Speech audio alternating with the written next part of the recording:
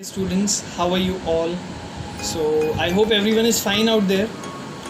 I am here to motivate you people for these online sessions which are going on. I know this online study is not easy, but it is the only medium which is left with us. So, it is the need of an hour to study by sitting at your home only.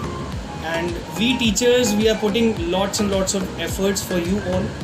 So it's my request for all the students to study well and be attentive in your classes.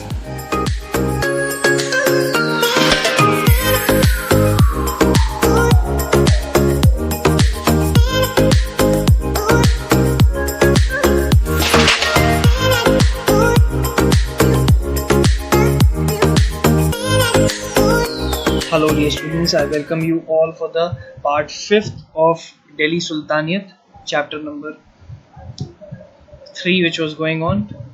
Let's discuss about the topics for discussion. Sultanate administration, जैसे कि आप लोग सब जानते हैं, last ruler of Delhi sultan थे इब्राहिम लोदी, जो कि फर्स्ट बैटल ऑफ पानीपत जो कि 1526 में हुई थी, उसमें डिफीट होकर उनकी जो डाउनफॉल हो गया था दिल्ली सुल्तानियत का, और मुगलों का राज बाबर का शुरू हो चुका था. सो दिल्ली सुल्तानियत जो एडमिनिस्ट्रेशन थी, किस तरीके से एडमिनिस्ट्रेशन होती थी उसके बारे में बात करते हैं. The sultan was the central and most significant person in the sultanate. सबसे ज्यादा इंपॉर्टेंट पर्सन थे सुल्तान. He defended the empire against the external attacks and maintained law and order. वही एकमात्र ऐसे रूलर सुल्तान होते थे जिन्हें सारे लॉज एंड ऑर्डर को मेंटेन रखकर एक्सटर्नल बाहर की पार्टी से अपने एम्पायर को प्रोटेक्ट रखना होता था. He was the commander in chief of the army as well as the chief justice of the empire. अपनी आर्मी का हेड और अपनी एम्पायर का जस्टिस करने वाला भी यही था दिल्ली सुल्तान. So let's read about the nobles. What were the nobles? They occupied civilians and military positions in the Sultanate and worked closely with the Sultan. सुल्तान के साथ काम करने वाले जितने लोग थे उनको nobles कहा जाता था. In order of rank, the Khans were the highest, followed by Maliks and Amirs. Khans were on top at that time.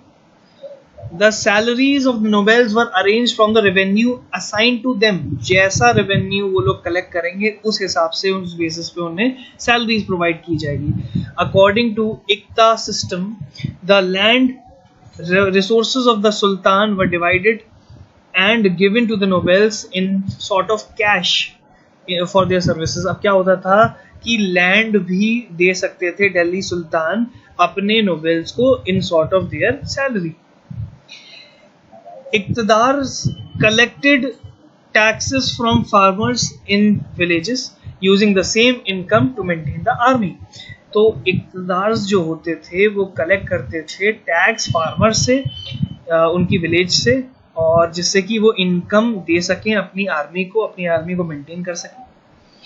So in order to meet the requirements of the royal place, karkhanas और workshop headed by the Maliks were set up wherein various items such as cloth, paintings and other articles were produced. At that time military goods were also produced in this workshops. तो workshop होती थी, कारखाना जिसका नाम होता है, जो आज भी हम लोग कहते हैं कारखाने, वर्कशॉप्स को, तो वो अरेंज थी जिससे कि सारी मिलिट्री गुड्स और बाकी सारी इनकी वेरियस एक्टिविटीज वो वहाँ पे करते थे और बाकी प्रोडक्ट्स अपने डेवलप करते थे.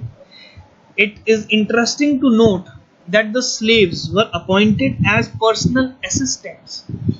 Personal assistant अपॉइंट किया जाता था slaves को. वहाँ के जो slaves होते थे वो personal assistant होते थे वहाँ के, एक नोबेल के या फिर किसी पर्टिकुलर इंसान के. As well as the administration official in the Delhi Sultanate. So let us read about the officials of the sultans court. क्या क्या ऑफिशियल्स के नाम होते थे, क्या उनकी ड्यूटी होती थी, पढ़ते हैं इस बारे में. Wazir was responsible for the expenditure in income. Ariz mumalik looked after the employments of the soldier, किस तरीके से सोल्जर्स की एम्प्लॉयमेंट है. वकीलदार The household of the sultans, the palace guards, and the personal assistants were under control of Wakildar Amir Hajib, the master of ceremonies at the court, जो सारी ceremonies को handle करते थे.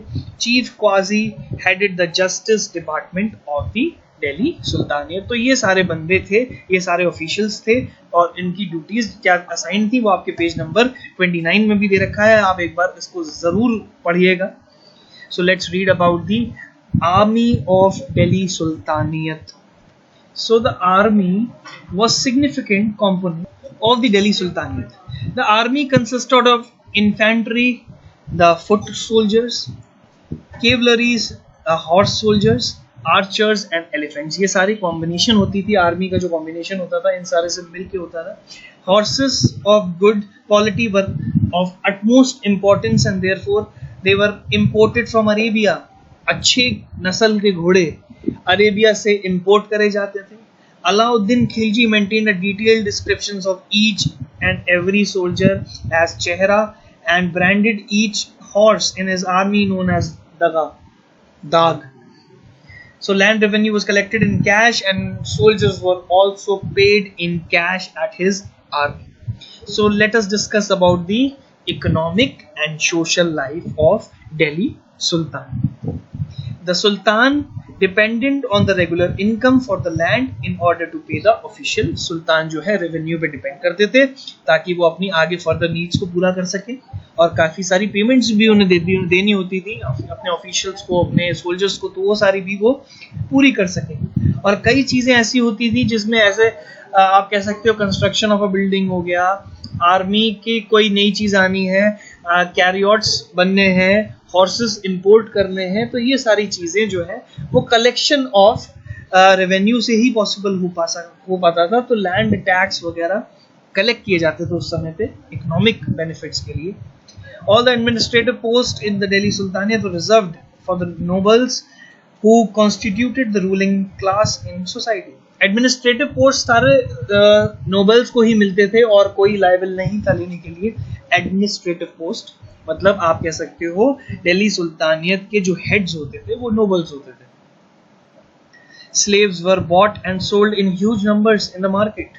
मार्केट्स में गुलामों को बेचा और खरीदा जाता था. The peasants lived in the condition of abject poverty. They were subjected to oppression from revenue officials and their demands for heavy taxes. So उन poor peasants के ऊपर बिल्कुल भी दया नहीं बरती जाती थी दिल्ली सुल्तान के टाइम में, और उनको poors become more poor and they मतलब उनकी जो डिमांड्स होती वो बिल्कुल heavy taxes के तले वो दब जाते थे and they could not survive at that time.